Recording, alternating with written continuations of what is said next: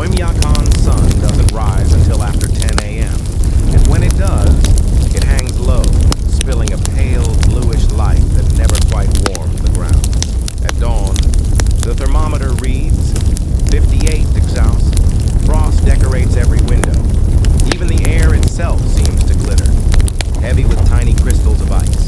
The first challenge begins right here, just stepping outside.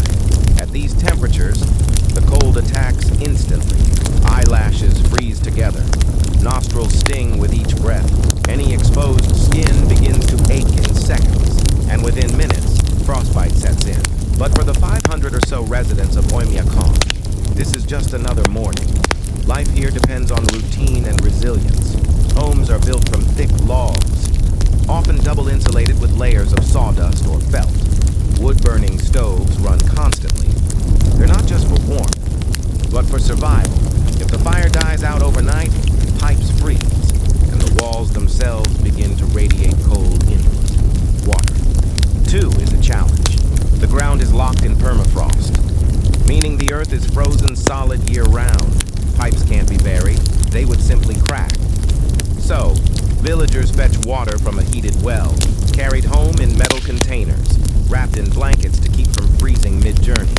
In a place where crops can't grow, what do people eat? The answer lies in the Yakut culture, named after the region's native people, the Saka. Their diet has evolved perfectly for survival. Meat, fish, and fat. Horse meat, frozen fish, and reindeer milk provide the high-calorie fuel needed to fight the cold. Even fruits and vegetables, when available, arrive frozen. Locals eat stroganina. Raw fish shaved thin and eaten while still frozen, seasoned lightly with salt and pepper. It's not just a meal, it's a tradition, a symbol of their endurance. Oymyakon wasn't always a permanent settlement. It began as a stopover for reindeer herders, who brought their animals here to drink from a local hot spring that never froze, a small oasis in an endless ocean of ice. Ironically, the name Oymyakon means unfrozen water, but today, that same village holds one of the most extreme temperature records in human history. In 1933, scientists recorded 67.7 degrees Celsius here. Later estimates suggest the real temperature may have been closer to 70 to 1 degree colder than the surface of Mars during certain nights. A typical day here begins around noon. Children walk to school bundled in layers of fur and wool, their faces hidden except for narrow slits around their eyes. Cars are left running all day to prevent engines from freezing. The diesel and fuel lines can turn solid at these temperatures. Even metal becomes brittle. A hammer can shatter if struck too hard. Still, life goes on. There's a small shop, a post office, and even internet access. Those signals fade in heavy storms. The people of Oymyakon are not trapped by the cold.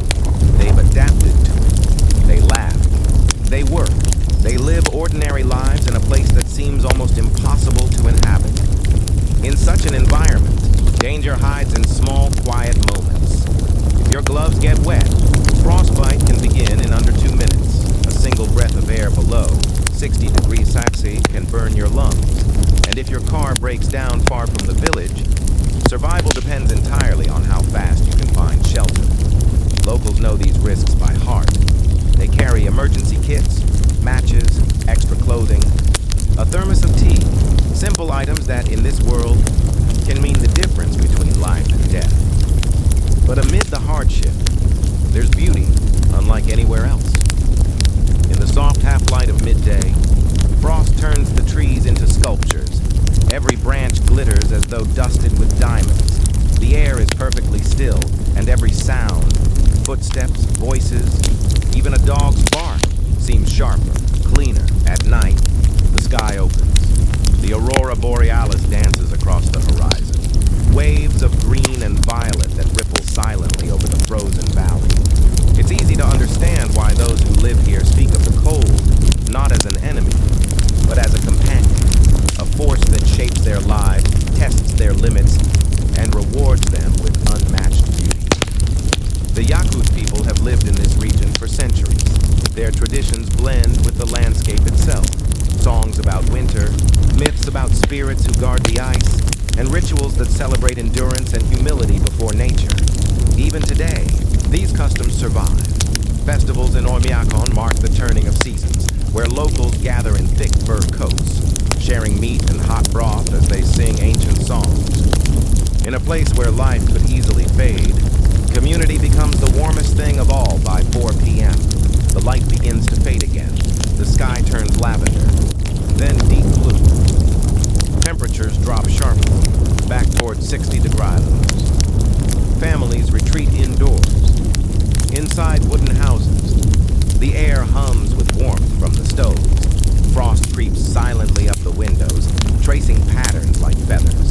Outside, everything falls quiet again, a stillness so complete that even time itself seems to slow. In Oymyakon, every day is an act of balance between man and nature, heat and cold, life and stillness. The world beyond may call it uninhabitable, but here, it's simply home. And as the long